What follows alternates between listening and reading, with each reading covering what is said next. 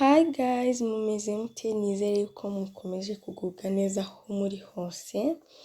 Uyu munsi rero nkaba mbazaniye inkuru y'ibyishimo y'umunezero, inkuru y'umukinnyi wa filime witwa Assia, akaba yarakinnye muri filime nyinshi zigiye zitandukanye nyarwanda, hakaba ari na filime yagiye yikorera ziwe, akaba yanakinnye muri filime ya Seburikoko, benshi bayireba, bayikunda, bayikurikira, bagiye bamubonamo.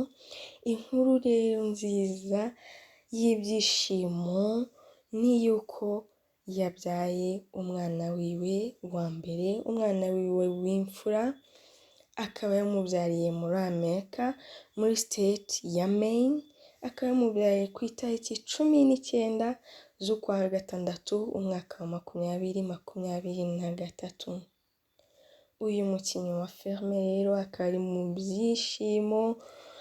byishimo byinshi, we n'umugabo we n'inshuti ze n'abavandimwe, kubwo kuba yibarutse umwana wiwe wa mbere, imfura yiwe. Akaba yabyaye umwana w'umuhungu. Guys, inkuru nari mbafitiye rero niyo ngiyo y'ibyishimo. Guys, nkaba nsaba abantu batarakora subscribe kuri channel yanjye yuko mwakora subscribe kugira ngo mujye mukomeza kubonera video zanjye ku gihe.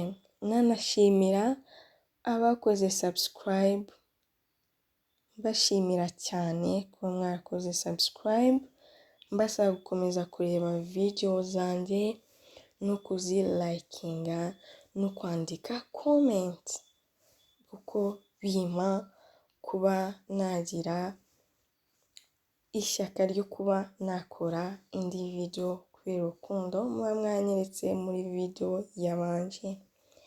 Guys, mukomeze kugubwa neza, Imana ikomeze kubarinda.